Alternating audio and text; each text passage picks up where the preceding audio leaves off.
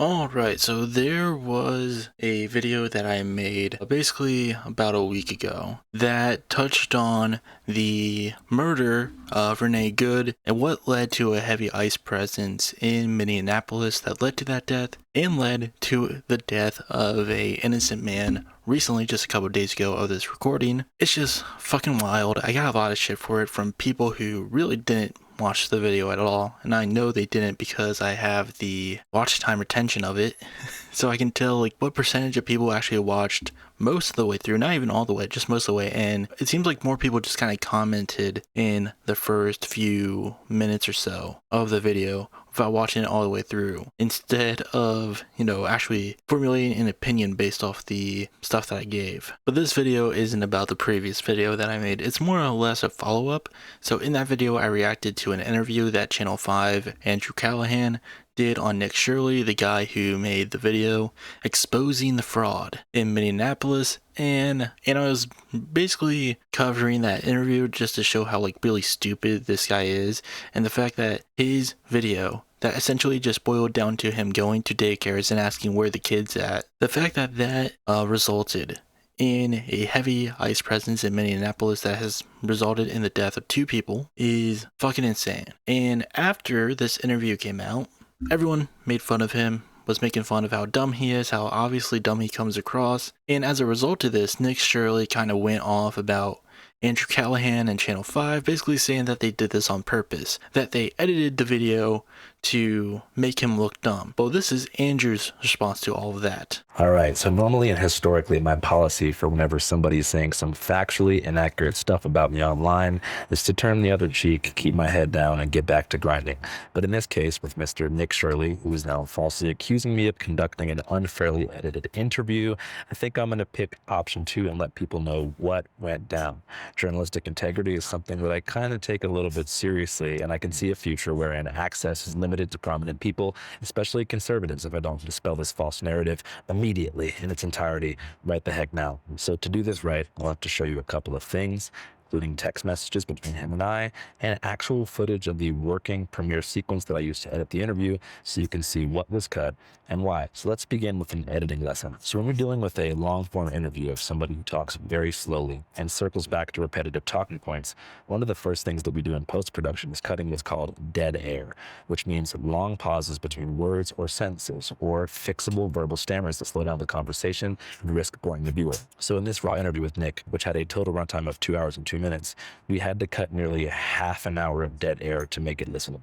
Many people like to choose their words carefully, so I get it, but there was a couple points in the interview that even in person we had to have Nick repeat himself because the crew felt that no amount of corrective editing would possibly be able to make him sound normal. It's been an interesting few days, past 72 hours. My video on the expose of the fraud in Minnesota is the most viewed video ever, longer than 10 minutes, other than Mr. Beast. Can you say the fraud in Minnesota again? Because you kind of stuttered. Yeah. Wait, are there going to be cuts in this, or just going to be one take? Which will make it perfect. So if we ask for to say it again, it was just to make sure you say it perfectly. Oh, okay, yeah. This is a very basic thing when it comes to video editing. It's something that I struggle with a lot. I understand having problems speaking just in general. I suffer from it. Sometimes I do stutter. Sometimes I do pronounce words in a weird way. It's a very normal thing to do. Just because you can't speak well doesn't mean that you're an idiot. The problem is that he can't speak well and he is an idiot. He's both. He's medically dumb. He's medically stupid. This is something that Nick tries to use in his attack against Andrew, is he tries to use this whole thing of oh, they edited this interview. It was actually twice as long as than the version that they released. The original cut unedited is 2 hours, and the interview that they published on their channel was an hour long. So that means that they were censoring me. That means they edited the video in a way that makes me look like an idiot. It's no, you just look like an idiot. Literally this entire video is just Andrew going step by step of how the editing process works. So we have to cut dead air. We have to cut topics that have nothing to do with the main discussion at hand. We have to cut things a certain way to make you sound more intelligible. To actually formulate a sentence that the audience would understand than your brain dead ramblings. Yeah, so my video on the fraud in Minnesota is the most viewed video ever by a creator longer than 10 minutes, expose style, than anybody other than the name of Mr. Beast. So bear with me here. I'm going to show you the raw footage, and we'll see how with the magic of editing, we were able to make Nick sound actually smarter and faster than he was in person. Check this out. How does that make you feel, like gratification-wise, as an independent journalist? Well, I think it's the first video you've seen in a long time where a journalist actually went and created a video that created a change instantaneously. For instance, you had the HHS, Health and Human Services. They froze all funding to childcare inside of Minnesota and then they're asking for businesses to prove that they are legit businesses before they give tax dollars to these businesses that are not really businesses. And how does that make you feel, like gratification-wise, as an independent journalist? Well, I think it's the first video you've seen in a long time where a journalist actually went and created a video that created a change instantaneously. For instance, you had the Health and Human Services. They froze all funding to childcare inside of Minnesota, and then they're asking for businesses to prove that they are legit businesses before they give tax dollars to these businesses. So in that interview, we probably did that same thing as far as trimming dead air and splicing B-roll. No joke. Probably 30 times, as you can see here on the timeline. And it was never to take him out of context, but to help him get his point across. We do this for every good faith interview or 5cast we've conducted so far, from Hunter Biden. Yeah, that's also the weird thing of like trying to come after Channel 5 and Andrew about this. They are very fair in their coverage. Sometimes a little too fair where it feels like, you know, they're just kind of middle. I mean, not really. They're definitely left wing. Don't get me wrong. Andrew and Channel 5 is definitely left wing. But I understand why he does like this middle of the road thing. It's because if he didn't, these right wingers and even, you know, people on the left probably wouldn't give him the time of day to do these interviews where they essentially just, you know, say whatever. Like, this is a guy who was able to spend time with Alex Jones, able to interview him, make videos with him, all that. When someone like Hassan, if he was trying to do that with Alex Jones would tell him no, because Hassan lays it out clear as day what his views are and, you know, isn't afraid to say some harsh words about Alex Jones. But Andrew, he will do this middle of the road thing because he knows that's the only way to get access to these people. So while I understand it, at some point I feel like you have to draw a line in the sand. And the reason why I bring this up is because later in this video as well, Andrew will try to, I don't know if defend is the right word, but he goes after the people who are making fun of Nick being dumb, like making fun of the instances in the interview where he just obviously comes off like an idiot. Which had a raw run time of 5 hours before being cut to 3:24, to Hunter Kozak, to Alex Jones, to Hamilton Morris, Jan DeSanti, to pretty much everybody we've ever talked to. Exactly. 100% not. Is that and there's this conflation that people have. I think they're opening up an investigation to cocaine that was found in a cubby outside the West Wing of the White House. You know, we aren't live streamers or live podcasters, and we like to package our interviews for efficiency and entertainment value. So that's just something that we do. So the other cuts in the Nick Shirley interview that weren't dead air related were conversational beats that I personally found either boring, repetitive, or so off topic to the point that they derailed the conversation away from its intended focus, which was fraud in Minnesota and Shirley's personal background. We cut probably 25 minutes of unproductive, redundant banter about Portland, Mormonism, gay marriage, his new crypto coin. I heard you also made a coin of some kind. I didn't make a coin. I just joined a platform where you can monetize your content, and it is a coin. You can then monetize your content, just similar to like how you upload on TikTok. You can upload your stuff on there. It's just based off Coinbase. The history and ethics. Like, that's what I mean when I say he's just an idiot. Like, yeah, it's normal to have problems just saying words and just talking in general. But like, you ask him a question saying, oh, you have this new crypto coin. And he's like, no, I just monetize my content on this platform, which, oh, actually it is a coin. This guy doesn't think a lot before he speaks, and that just so happens to come across, and now he just casually speaks as well. Ethics of welfare in America, and 6 whole, nearly identical back and forths about his 89% statistic that he falls back on unchallenged. 89% of the fraud is being committed by Somalians, and 89% of the fraud being committed inside Minnesota is by the Somalian population. 89% of the fraud happening by people who were brought into our country and then committing fraud. So 89% I'm honestly impressed you can remember that number. I feel like it would be a little too high for him. Well, I can only go to 8, and that's this many. Like, he is just a fucking dumb guy, and I understand that people will look at that and be like, you should actually target his talking points instead of just calling him dumb. But at the end of the day, his talking points are just dumb too, because he's so dumb he can't even do them right. fraud. Like, this is the same guy who thought he was exposing fraud by going up to daycares and asking where the kid's at with a bunch of other guys. Like, he didn't even have a kid with him. Happening in Minnesota is from the Somali population. Right, but 95% of Somali Americans in Minnesota are legal. Yeah, 89% of Somalians are committing fraud. Since we ended up including an It's extensive... not...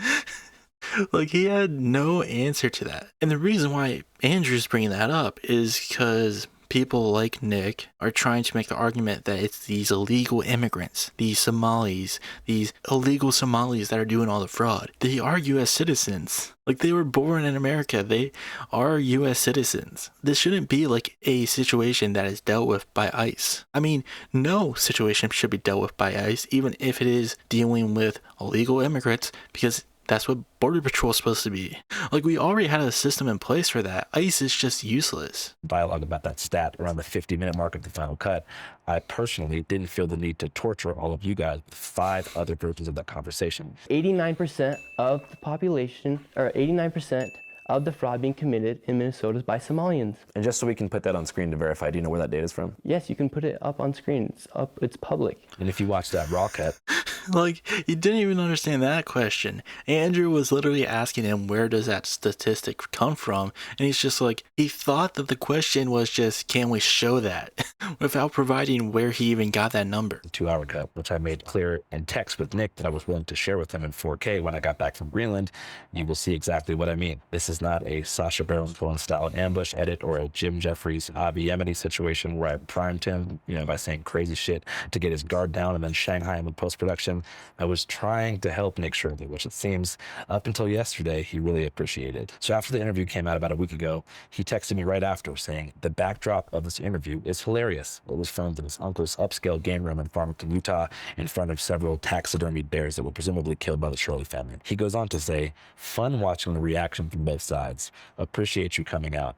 Wish you the best in all you do, bro. To which I replied, kindly. But then the Clippers started doing the thing that they do counter Biden, finding the most outrageous or dumb soundbite in the entire piece and memeing it into oblivion while missing the entire point of the dialogue, which was to try to find common ground on issues like affordability and the collapse of the mainstream media. I mean, I fundamentally hope that everything you're saying is true, just so you know. Yeah, I hope so too. Yeah, I hope we all have the best interest in society and for our people, because the affordability is insane and people can't buy houses. And if we're talking about creating change, we need to let innovation prosper inside the United States. Yeah. And you're not seeing it.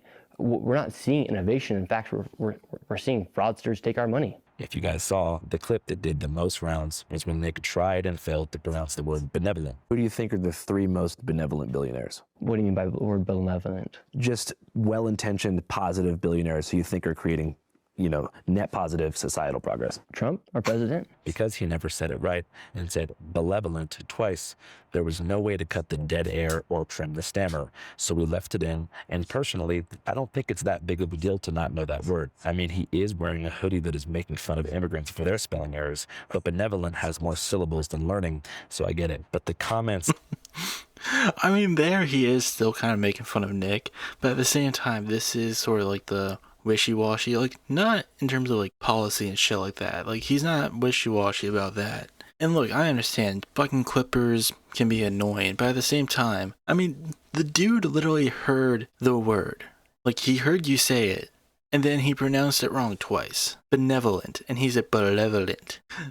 Like, it's a little different. Like, it's understandable why people would latch onto that and be like, obviously this dude is stupid. He just heard a word and can't even pronounce it right. It just shows the general stupidity. And going back to his earlier point of like, talking about how the stuff that we should really be talking about is like affordability and the downfall of mainstream media. Yeah, mainstream media is going downhill. But the thing with independent media, like, because of the fact that it is independent, like, they don't have an agenda. But it also makes it easier for people with an agenda just to spew whatever they want and to find an audience that just is going to automatically agree with them because of their own personal biases. And that's what happened with Nick. he created this video where he was exposing the fraud and, made the targets out to be, it was just purely Somalis. It was just purely these illegal Somalis. They're the ones heading up all the fraud. And we need to go after all Somalis. We just need to go after Somalis, just in general. And people who are already in support of what's going on in America right now, with ICE and kicking out as many illegal immigrants as they can, they just latched onto that video and was just like, yeah, this is our guy. This guy knows what he's talking about, even though more than likely they didn't actually watch the full video. But they just heard that there was this one guy who was just like, hey, these Somalis are doing fraud. And they're like, well, we don't like these Somalis because they look different than us, so we want them out of this country, even though most of them are U.S. citizens. On this clip were brutal, like actually genuinely mean, and it couldn't have felt good from his perspective to read these things. We're talking tens of thousands of people declaring this guy is retarded, which he's not. But there are some moments in the interview that even with dead air trimmed for speed, Nick does not give his best performance, particularly when blaming immigrants for rising rent prices. It's just simple supply and demand. If you have 20 million people who need to come and buy a house or rent an apartment, and you have other people who need it, you're going to raise the prices. Suggesting that Muslim Americans keep multiple wives in private while That's so fucking stupid. No, it's just because like landlords and realtors just want to increase these prices to get more money out of these people who want to buy homes, who want to buy apartments, who like need shelter. Like they're just increasing these prices on things that everyone needs just to get more and more money because they know it's a necessity. So people are just going to pay whatever it is regardless. That's why. It's not because of migrants, it's because of greed. Even if you kicked every single illegal immigrant out of this country, the prices are still going to remain the same. If you want prices to be lowered, you need to actually go after the people responsible for it, the people who are in charge of the pricing to begin with. Missing the association with his own religion, Mormonism, and polygamy as just a harmful stereotype. As far as the wives go, that's not a thing in Utah. It's not a thing in Utah. That's a negative stereotype. Negative stereotype. And also confronting me about staying silent. But it's not a negative stereotype about Muslims, it's the truth. On the death of Charlie Kirk, while admitting that he consciously chose to not watch the video that I made. Oh yeah, I covered this in the video itself. I mostly just like stuck to the, the fraud part of the interview where they were just talking about his video essentially. But I did showcase a clip where Nick confronted Andrew about not talking about Charlie Kirk's death, only for Andrew to be like, yeah, I did. I condemned it. I don't think it's cool. And he was like, well, I didn't see that. So in my opinion, you didn't say anything about it. And that made me lose respect for you. The aftermath of it. And so I thought that was kind of messed up of you to not publicly denounce what happened to Charlie Kirk. I did. And I didn't even watch the interview because I didn't want to watch that. Well, you should watch it. I don't want to. I don't want to. You should watch the video because I say some stuff in it. Okay, cool. None of these moments were very good. I don't want to because I think you're a meanie about beanie. Look for Nick, but I did not engineer them that way. And if I was a betting man, I would suggest that much of the hostility displayed toward him in the comments is because his reporting, which was signal boosted by Trump and his cronies, has been a driving factor in ICE's decision to escalate their presence in Minneapolis. Kidnapping kids from local high schools, terrorizing U.S. citizens in their own communities, shooting people on the streets, and hiding behind masks like the goddamn cowards they are. Yeah, they literally used like a fucking 5-year-old to lure out a family so that they could arrest them. Like, these are the demons that we currently have in Minneapolis. Like, it's fucking disgusting. And they wouldn't be there in as big of a number as they currently are if it's not for Nick Shirley. Like, he is to blame. Like, people might think this is a bit too far. He is to blame for this.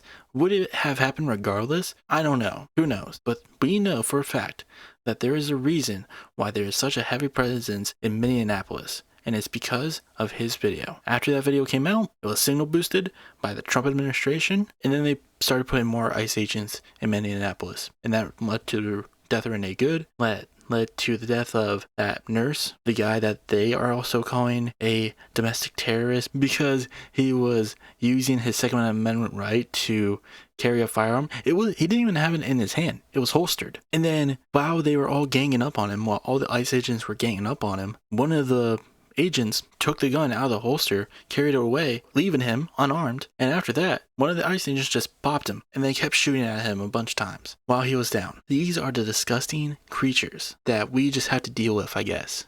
Because nobody's going to do anything about it. Jacob Frey's not going to do anything about it. Tim Walz is not going to do about it. The administration's not going to do about it.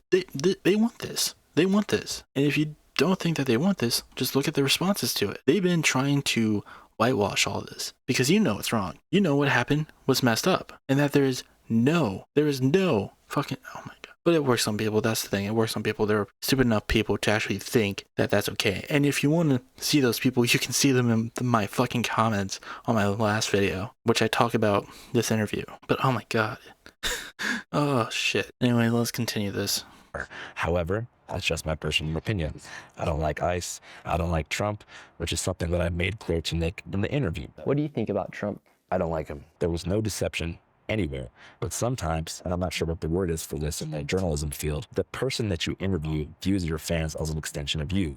So if your fans are dicks to them, they kind of feel like that's you shading them. And that's definitely what happened.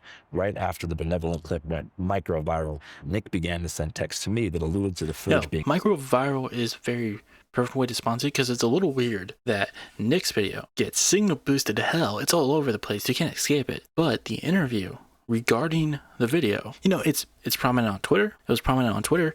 On YouTube, it got, what did it get? Probably like 5 million. That's my guess. Oh no, actually no, 1.4. I thought it would have been more. Oh, that's weird. Let's see what Nick's video did. 3.8 mil. So it did like 3 times better than the interview. So most people didn't really see it. I mean, Nick literally has less subscribers than Channel 5, yet somehow his video did infinitely better in terms of numbers. It's almost as if it was literally signal boosted. Being manipulated, writing, "Greenland will be epic and cold. Let me know if you need any locals. I still have some contacts there. Just curious though, why didn't you post a full 2+ hour interview instead of the selected 1 hour of the interview?" Notice the word selected. Nick suggests that I cherry-picked his worst moments, which is concerning because we consciously did the opposite. But as you can see from these texts, I explained our entire editing process to him. He's like, dude, you do not realize how fucking dumb you are. We were trying to make you look good.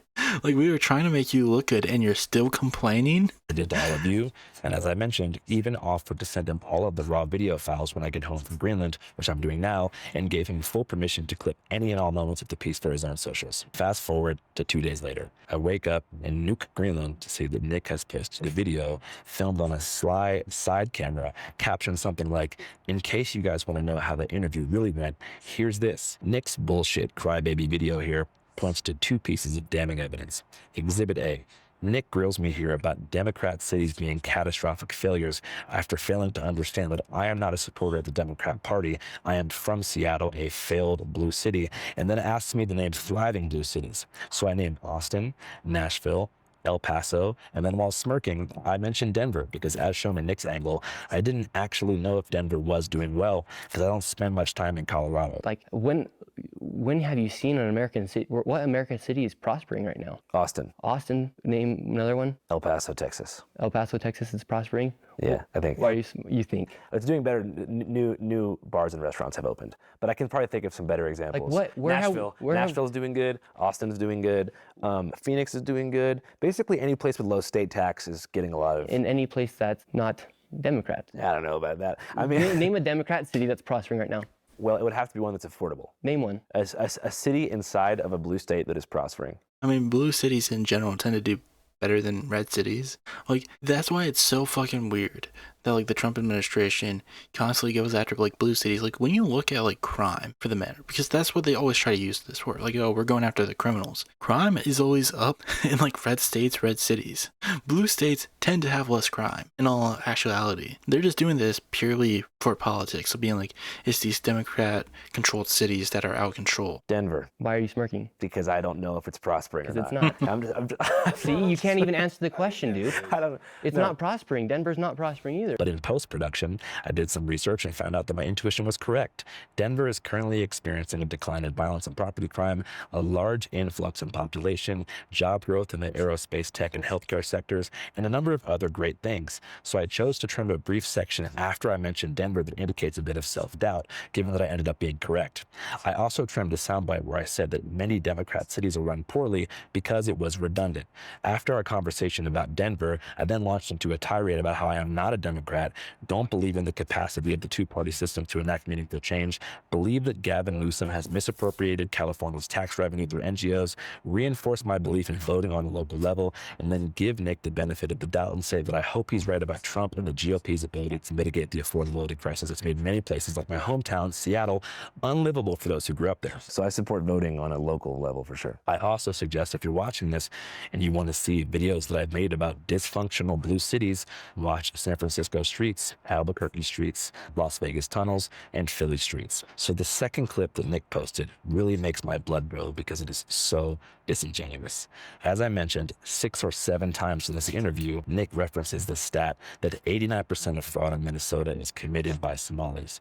We aired the version where we asked him to show us the data on his phone, which he found using Google search results powered by ChatGPT. So in the video he posted, you can see me look in the camera after he shows it to me and saying something like, all right, damn, I guess he's right then. Let's put that on screen. Here, right here, the figure 89% does not represent the total percentage of all fraud in Minnesota. Instead, it refers to the percentage of individuals charged in connection with specific high-profile federal fraud cases. Somalians. 89% of those charged in connection with major, wow. Identified as Somalian Americans. Well, looks like we do. It looks like I'm interested to see what you put in this interview because looks like there is a problem with fraud. He is kind of right. However, the stat refers specifically to the already litigated Feeding Our Future case, which resulted in over 60 fraud convictions in Minnesota. The ringleader of the nonprofit behind the scam, Amy Bach, is white, but it is true that 89% of convicted defendants in that case were Somali. And that's what makes me so pissed. Maybe because there's just a lot of Somalis in Minnesota. But again, that comes down to the narrative. Attaching the Somali American thing to it. Like, they're obviously just using that for racist reasons. It's just a way to go after this group of people, regardless if they participated in fraud or not. About this particular piece of evidence that Nick presents. The exact thing that he is showing me on his phone in the video is what I put on screen on the final cut. I did exactly what I said I would. He frames my decision to put that on screen as some kind of like liberal ball-busting fact check, but it's actually supplemental context for something he is literally fucking showing me, which is why it pisses me off. So that's all I have to say. I'm just in a phase in my life where I've been doing this for so long and I care about this so much that I don't want to play these kind of games, especially with people who can't take an L. I want to put my credibility on the line by spinning things in a way that benefits their reputation. he literally went out of his way to try and make me look bad, which is not cool. And I wouldn't say that's like very benevolent of him to do. I think my policy moving forward, especially when working with people who are filming. A part of me wants to really hope that he is just doing that as a joke. A part of me really wants to hope that. But I do think he is so dumb that he did actually, like, instead of just editing that little video that he did, that little TikTok, whatever he did, and just cutting that out, he instead does put it in. He kept it in because he's just an idiot. Also, that's not even the correct use of the word benevolent. That's not very, like, you could have just said that's not very courteous of him. That's a way better word to use in that moment. Their own versions of things and lack the integrity to be honest with It's their fan somehow base. dumb for 2 reasons. He somehow found a way to relitigate the whole, like, oh, he can't say benevolent in a way that makes him look stupid 2 times over. Either go live during every interview or upload the full raw files on Patreon the moment a final cut hits YouTube. So there's no room for these kinds of shenanigans because it's exhausting and I've got real investigations and real documentaries in the field, in the works, that I need to prioritize over these malevolent antics. 2026, keep my fucking name out your mouth. 5. That's all I really wanted to react to, is this little response. I mean, there's not really much else to say other than that. I mean, Nick showed his ass. He could have just kept silent. He really didn't. And at the end of the day, I don't think this is going to change anyone's opinion. Don't get me wrong. But, like, I don't know why he would put himself in this position. Why he would even try to go after Andrew in that way. I mean, obviously, it was just that his feelings were hurt. He had hurt feelings that everyone was calling him dumb because he is. And this just proves it. Like, doing this just proves that you are way dumber than I feel like a lot of people give you credit for. Like, this is just, like, next level stupidity of being like, let me go after someone who gave me, like, softball questions, someone who acted in very good faith, all things considered. Let me go after this guy. Like, it's just bridge burning at that point.